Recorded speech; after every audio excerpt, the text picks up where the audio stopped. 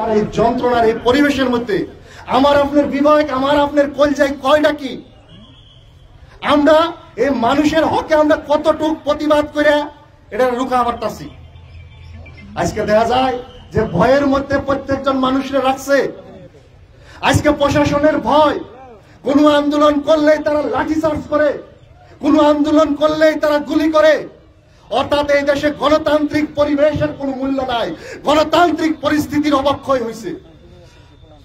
আর আজকে বিজেপি চাইতেছে তারা হিন্দু মুসলমানের রাজনীতি করব, আর হিন্দু মুসলমানের রাজনীতির নামে তারা 26-এর বৈতরণী পার হবো।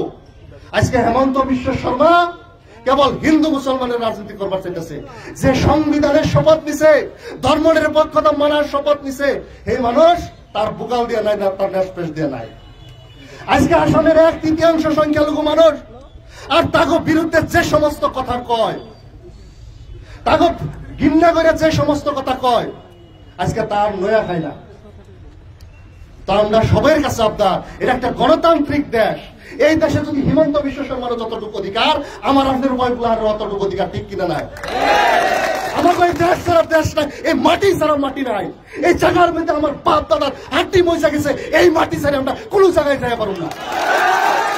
যদি এই সরকারের মাটির প্রয়োজনতা আছে, আমরা মাটি নিয়ে কি করবেন? আপনার বউ, আপনার পোলাপানের নামে মাটি তুলে দিবেন নাকি হিমন্ত বিশ্ব শর্মা সাহেব?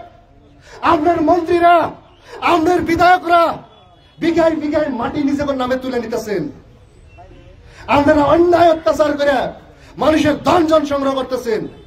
আপনারা দুর্নীতি করে টাকা পয়সার দালাল অট্টালিকা করতেছেন। আর আমরা 1 কানি 1/2 বিঘা মাটিতে যদি বাড়ি বানিয়ে থাকি, তা আমরা দেয়ারেন না। আমাকে পোলাপানের চোখের বাণী আমরা পয়সা গলাই না। আমাকে কান্দার কোনো মূল্য নাই। আমাকে ভাইয়ের উপরে আমরা পুলিশি অত্যাচার চালাই, তারা একটা প্রতিবাদ করবার নিলে তাকে উপরে গুলি চালায়। আমরা যাবো করে কার কাছে প্রতিবাদ করবো, কার কাছে করবো? আর যদি না কই, তাও বল আমরা কিভাবে সহ্য করে থাকবো? জানি না এই দেশের পরিস্থিতি আসলে তার কোন পর্যন্ত কেতাছে। 2026-এর নির্বাচন তারা কি ধরনের পার করবার চাইতেছে, তা পরিবেশ আমরা সবকিছু জানো আর সবকিছুই বুঝবো। গতিকে এই সময় যদি আমরা খামোশি আর যদি নীরবতায় অবলম্বন করি, তারা আমাকে উপরে অত্যাচার আরো বাড়িয়ে নিব। গতিকে প্রতিবাদ সবসময় করানো, প্রতিরোধ আমরা করার না নিশ্চিত ভাবে।